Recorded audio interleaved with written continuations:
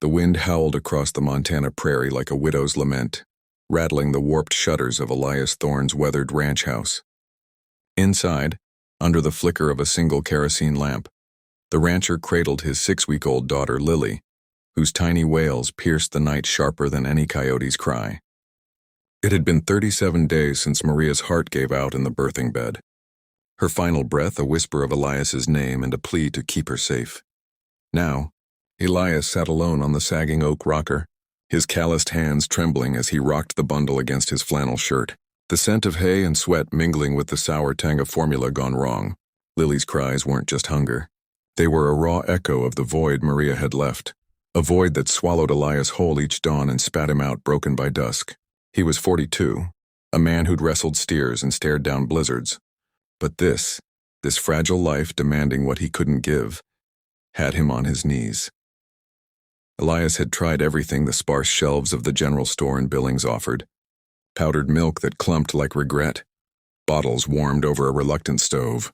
The neighbors, God bless their weathered souls, had dropped off casseroles and prayers, but the isolation of the ranch, 20 miles from the nearest fence line, kept help at arm's length. His brother in Cheyenne sent checks, but money couldn't mimic the warmth of a mother's milk, the rhythm of a heartbeat that synced with a newborn's. Nights blurred into a haze of dozing upright, jolting awake to Lily's gasps, her rosebud mouth rooting against his chest in futile search. "I'm sorry, little one," he'd murmur, his voice gravel from disuse, tears carving tracks through the dust on his cheeks. Daddy's got nothing left to give. The ranch, once a thriving spread of Angus cattle and golden wheat, now limped on Elias's fumes, fences sagging like his spirit. He wondered if Maria watched from some starry pasture, ashamed of the man unraveling at the seams. Dawn broke gray and unforgiving on the 42nd morning, painting the kitchen in shades of ash. Elias slumped at the scarred pine table, Lily fussing in a makeshift bassinet of hay-stuffed blankets. He'd managed 3 hours of fitful sleep, haunted by dreams of Maria's laughter echoing through the barn, her dark hair braided with wildflowers. The coffee boiled over, hissing like an accusation when a sharp rap echoed from the front porch. 3 knocks, insistent yet hesitant, like knuckles testing fragile ice. Elias froze, heart thudding. No one came unannounced this far out. The dirt road was a gauntlet of ruts and rattlesnakes. Wiping his eyes with a sleeve that smelled of earth and exhaustion, he shuffled to the door, the floorboards groaning under his boots.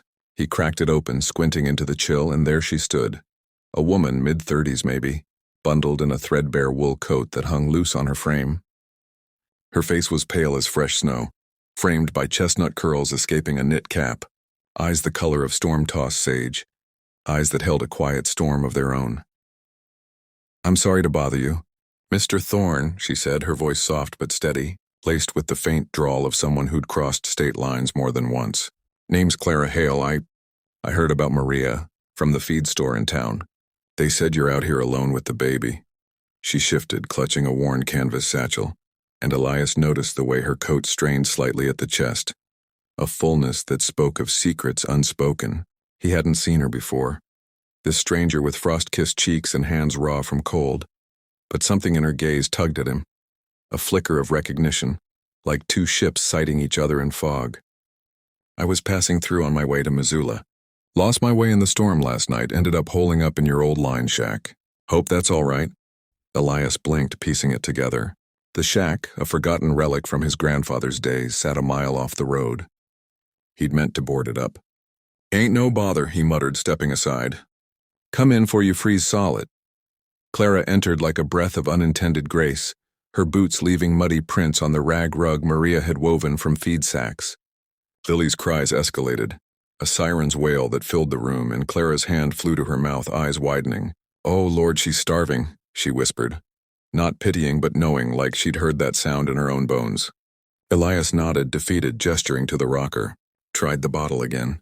"Won't take it," Doc in Billings said, his voice cracked, trailing off. Clara set her satchel down gently, as if it held glass, and without a word unbuttoned her coat. Beneath was a simple flannel shirt, damp spots blooming at the seams. Elias's breath caught, a flush creeping up his neck, not from impropriety but from the raw vulnerability of it. I lost my boy 3 months back." Clara said, her words tumbling out like stones from a landslide. Stillborn. 20 hours of labor and he just slipped away. Doc said it was the cord. Since then, the milk won't dry up. It's like my body's still waiting for him, aching full every dawn. She met Elias's eyes, unflinching. I can't pour it down the sink anymore. It's a waste. And she's so hungry. The room tilted, the world narrowing to the space between them. Elias's mind reeled. An unexpected twist in the cruel script of grief, this stranger offering what fate had stolen from him. He thought of Maria's stories of her abuela in Mexico, nursing village babes when mothers were scarce, a circle of life unbroken by borders or loss. You don't have to, he started, but Clara was already kneeling by the bassinet, her movements tender, practiced. Let me help, she said simply, lifting Lily with the ease of someone who'd cradled dreams turned to dust. The baby latched instinctively, her cries muffling to contented gulps, and in that moment Elias saw it, the profound realization blooming like sage after rain. Loss wasn't a solitary cage. It was a bridge, weathered and waiting for the brave to cross. Clara's shoulders shook, silent tears tracing her jaw as Lily nursed, the rhythm a quiet hymn to what they'd both buried. He would have been 6 months now, Clara murmured. Had his daddy's chin. I left Seattle after. Couldn't stay in that empty nursery. Elias sank onto the floor beside her, the rough planks grounding him as words he'd damned for weeks spilled free. He told her of Maria's laugh like wind chimes in a gale, of the way she'd dance barefoot in the alfalfa fields, teaching him steps he'd never master, of the terror in the ambulance lights that last night, her hand going limp in his. Clara listened, her free hand resting lightly on his knee. Not seductive, but steady, a lifeline tossed into churning waters. She spoke of her husband, a long-haul trucker who'd wrapped his rig around a semi on I-90, leaving her widowed and with child before the grief had settled. I thought I'd drive until the road ended, she confessed. But the milk, it kept coming like a reminder I wasn't done yet. Lily sighed, milk-drunk and sated, her lashes fluttering shut. And the silence that followed was sacred, heavy with the weight of 2 hearts daring to mend. As the sun climbed, gilding the frost-laced windows, Clara rose, easing Lily back into her nest. But she didn't reach for her coat. Instead, she pulled mason jars from her satchel, warm, filled with the golden essence of survival.